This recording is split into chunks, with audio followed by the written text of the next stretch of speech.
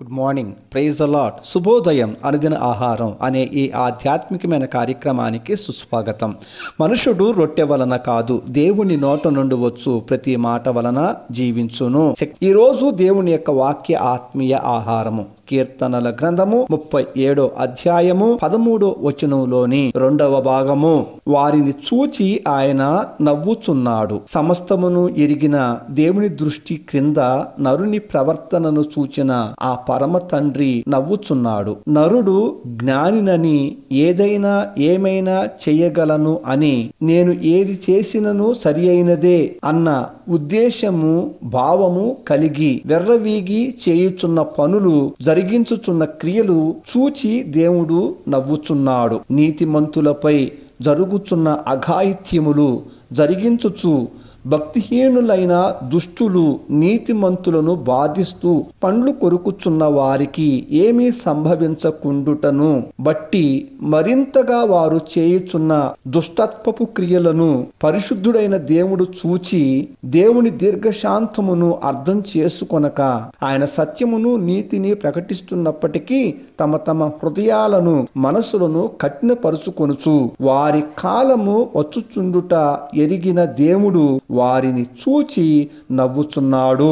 నరుడు జరిగించుచున్న చర్యలకు అంతము ఉన్నదని, అది దేవుని చేతి అధికారమై ఉన్నదని ప్రకటించబడుచున్న నేను జ్ఞానిని అని భక్తిహీనులు జరిగించుచున్న చర్యలను, ఈ చర్యలు నీతిమంతులపై కనపరుచుచు ఇంకా కొంతకాలమునకు ఎంత జాగ్రత్తగా వెతికినను కనిపించని భక్తిహీనులను చూచి దేవుడు నవ్వుచున్నాడు. అధికమైన ధన సంపదే జీవిత ధ్యేయమని మనిషి భావించి అందుకు ఎలాంటి చెడు క్రియలైనను జరిగించుచు ధన సంపాదన కొరకే ప్రయాసపడు వారిని చూచి ప్రాణము ముఖ్యమా ధనము ముఖ్యమా అనే విషయం ఎరగని అజ్ఞాని అయిన మానవుడు నేను చాలా జ్ఞానవంతుణ్ణి అని అనుకొనుచున్నటువంటి ఆలోచనను ఎరిగి దేవుడు నవ్వుచున్నాడు. ఒక ధనవంతుడు తన భూమి సమృద్ధిగా పండుట వలన తాను అనుకొనుచున్నాడు, నా పంట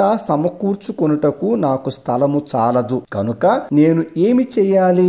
ఇంకా పెద్ద పెద్ద ఆహారమును నిల్వ చేసి గిడ్డంగులను ఏర్పాటు చేస్తాను. అప్పుడు నా ఆస్తిని సమకూర్చుకొని అప్పుడు నేను నా ప్రాణముతో, నా ప్రాణమా, అనేక సంవత్సరములకు విస్తారమైనటువంటి ఆస్తి నీకు సమకూర్చబడి ఉన్నది, సుఖించుము, తినుము, త్రాగుము, సంతోషించుమని చెప్పుకొనుచున్న ధనవంతులతోనూ ఆస్తిని కూర్చుకొనుచున్న వారిని చూచి దేవుడు నవ్వుచూ, వెర్రివాడా, ఈ రాత్రి నీ ప్రాణమును అడుగుచున్నాను, నీవు సిద్ధపరిచినవి ఎవని వగునని దేవుడు నవ్వుచూ అంటున్నాడు. ప్రాణము యొక్క విలువను ఎరగక ఈ లోకములో సిరి సంపదలను ఆశించి నిత్యము ప్రయాసపడుచు కూర్చుకొనుచున్న ఇది వ్యర్థమైన ప్రయాసము అని ఎరగని మానవులను చూచి దేవుడు నవ్వుచున్నాడు.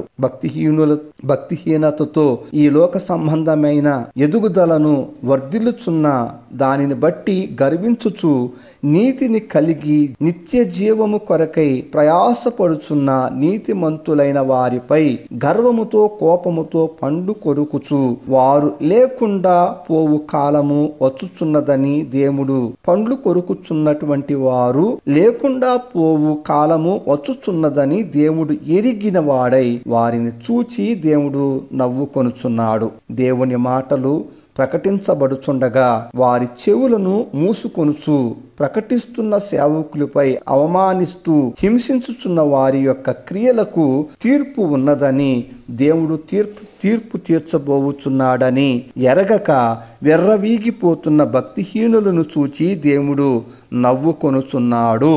నీతిమంతుడు విశ్వాసం మూలంగా జీవిస్తుంటే ఇట్టి జీవితమును చూచిన భక్తిహీనులకు నవ్వుగా ఉంటుంది. నీతిమంతులు విశ్వాసం మూలంగా జీవిస్తున్న జీవితంలోని శ్రమలను చూచి భక్తిహీనులు మరింతగా నవ్వుకుంటుంటారు. ఆ ఆకాశమును సింహాసనముగాను కలిగిన దేవునికి కనబడినది ఏముంటుంది? వారు చివరికి ఎలాంటి ఘోరమైన పరిస్థితికి గురి అవుతారో ఎరిగిన దేవుడు వారిని చూచి నవ్వుకొనకుండా ఉంటాడా? ఈ దేవుని యొక్క నవ్వు నీతిమంతులకును భక్తిహీనుల యొక్క భక్తిహీనత వలన బాధించబడుతున్న నీతిమంతుల యొక్క విశ్వాసమునకు ఊపిరి లాంటిది. వారిని చూచి ఆయన నవ్వుచున్నాడు అనే ఈ లేఖనము వారి ధైర్యమునకు వెన్నుముక లాంటిది. భక్తిహీనులైన వారు నీతిమంతుల మీద దురాలోచనలు చేయుచున్నారన్న సమాచారము,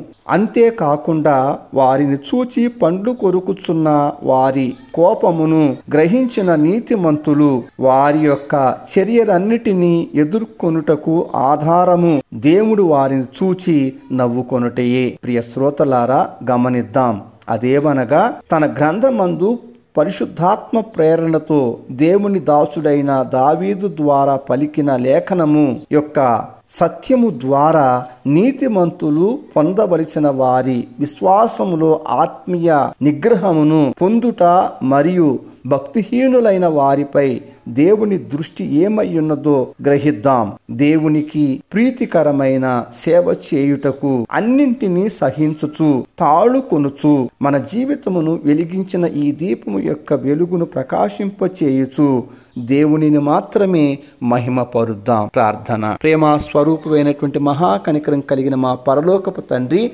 నీకు స్తోత్రాలు. మమ్మల్ని ఎంతో ప్రేమించి మాకు అనుగ్రహించిన ఈ దినమును బట్టి, ఈ పునరుద్ధానాన్ని బట్టి కృతజ్ఞతాస్తుతులు చెల్లిస్తున్నాం. ఈ దినమంతా మీ అధికారానికి అప్పగిస్తున్నాం. మీ అందు భయభక్తులతో జీవించున్నట్లుగా మీ కృపను మాకు దయచేయమని సమస్త మహిమ మీ నామమునకు చెల్లిస్తూ ఈ ప్రార్థన మీ ప్రియకుమారుడును మా రక్షకుడైన యేసుక్రీస్తు అత్యున్నతమైన నామములో ప్రార్థించి పొందుకొని ఉన్నాం పరమ తండ్రి.